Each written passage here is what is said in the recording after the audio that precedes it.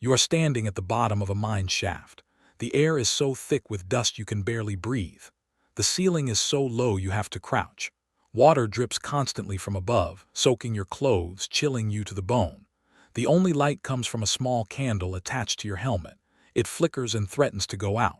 If it does, you will be in complete darkness, hundreds of feet underground, with no way to see the tunnel walls or the coal you are supposed to be cutting.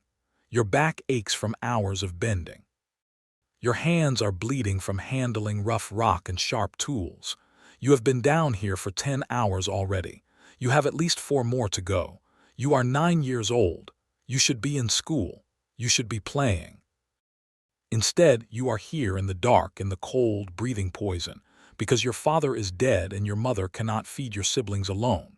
This is not a choice. This is survival, and this is the only option you have. This was the devastating reality in Britain and America throughout the 18 and early 1900s, a time when industrialization created massive demand for coal but cared nothing for the people who extracted it. Mines operated around the clock. Demand was endless. And the work required small bodies that could fit into narrow tunnels where adults could not go. So mine owners hired children, thousands of them. Boys and girls as young as 5 were sent underground to work 12 to 16-hour shifts in conditions that killed regularly. Families had no choice. A father's wages alone were not enough to survive. When a father died or was injured, which happened constantly, the entire family faced starvation unless everyone who could work did work. Child labor was not just common. It was economically necessary for poor families, and mine owners exploited that desperation ruthlessly. They paid children a fraction of adult wages for the same dangerous work. They provided no safety equipment, no training, no protection. Children were cheap, replaceable, and desperate, and when they died, there were always more waiting to take their place. His name was Thomas. He was 8 years old when he started working in the coal mines of northern England. His father had been a miner but died in a collapse 6 months earlier. His mother worked as a laundress, but her wages could barely buy bread. Thomas had 3 younger siblings. The family was weeks away from eviction. When a mine supervisor came to their door looking for workers, Thomas's mother had no choice. She sent Thomas. The supervisor barely looked at him. He just told Thomas to report at 5 the next morning. Thomas did not sleep that night. He had heard stories from other children about the mines, about the darkness, about the accidents, but he had no choice. His family needed the money. At dawn, he walked to the mine entrance with a group of other children, some even younger than him, and descended into the earth. Thomas's job was to work as a trapper, operating ventilation doors deep in the mine tunnels.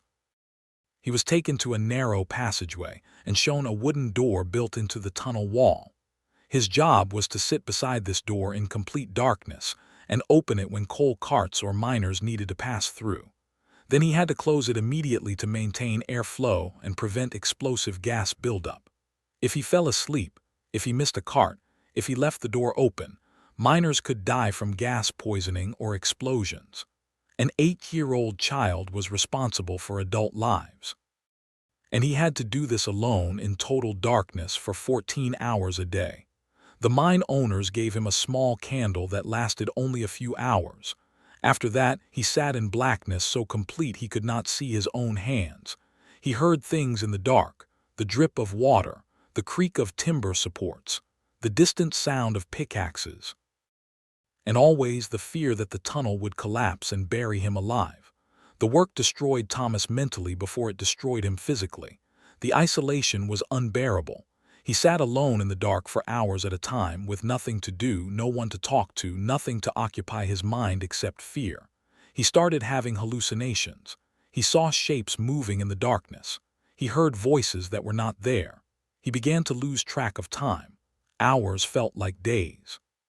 He did not know if it was morning or night when he finally climbed out of the shaft. He stopped sleeping well. When he closed his eyes at night, all he saw was darkness. All he felt was the weight of the earth pressing down on him. He became withdrawn and silent. His mother tried to talk to him, but he had nothing to say. He was disappearing into himself bit by bit, day by day. Thomas also worked as a hurrier, pushing and pulling coal carts through narrow tunnels. The carts were heavy, often weighing hundreds of pounds when full.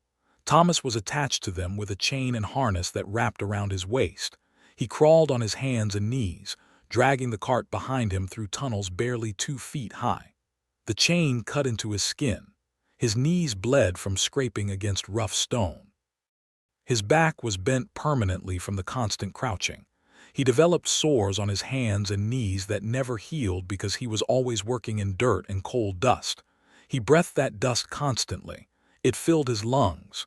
He coughed black mucus every morning. And he was 9 years old. Thomas stopped being a child.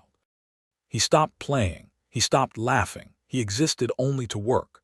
When he came home, he was too exhausted to do anything except eat and sleep. His siblings were afraid of him because he looked and acted like a broken old man. His mother cried when she looked at him, but she could not pull him out of the mine because they needed his wages. They were trapped.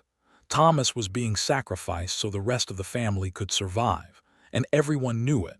But no one could stop it. Think about this. Imagine being a parent who has to send your 8-year-old child into a coal mine because the alternative is watching your entire family starve. Imagine being that child, knowing you have no choice, knowing that refusing means your siblings die. Could you make that decision? And what kind of system creates conditions where that decision even exists? The dangers were constant and horrifying. Mine collapses killed children regularly. Thomas was working one day when he heard a rumbling sound. Dust began falling from the ceiling. Other workers started running. Thomas tried to follow, but his cart was still attached to his waist. He struggled to unhook the chain. The tunnel shook. Timber supports cracked and fell. Thomas finally freed himself and ran. Behind him, the tunnel collapsed completely. 3 children who had been working just 20 feet away were buried. Their bodies were never recovered. The mine reopened the next day. Thomas went back to work because his family still needed money. The trauma stayed with him. He started having nightmares where he was buried alive, unable to move, unable to breathe, just waiting to die in darkness. Explosions were even more terrifying. Methane gas accumulated in poorly ventilated tunnels.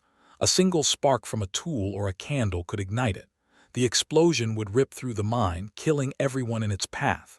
Thomas survived one explosion. He was far enough away that the blast only knocked him down, but he heard the screams. He smelled the burning. He saw men and children carried out, their bodies charred beyond recognition. 14 people died that day. The mine closed for 2 days to clear the damage. Then it reopened. And Thomas went back, because there was no other choice. But here is the truth that makes this even darker. Mine owners knew exactly how dangerous the conditions were. They had reports. They had death statistics. They knew children were dying, but they did nothing because child labor was profitable. Children were paid a fraction of adult wages. They could work in spaces adults could not access.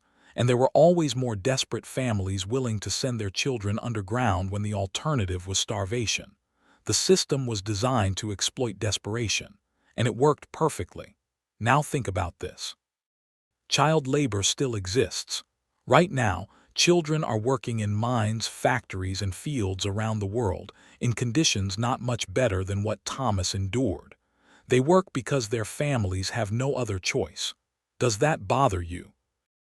Or is it easier to ignore because it happens in places you will never see? Most child mine workers did not survive past their teenage years. Their bodies broke down from malnutrition, injury, and lung disease. Their minds fractured from trauma and isolation. Thomas lasted 4 years. By the time he was 12, he was physically destroyed. His spine was curved from years of crouching. His lungs were filled with coal dust. He coughed constantly, bringing up blood. His hands were gnarled and scarred. He looked like an old man, and then he had an accident. He was pulling a cart when the tunnel floor gave way beneath him. He fell into a flooded shaft. The icy water filled his lungs. Other workers pulled him out, but the damage was done. He developed pneumonia within days.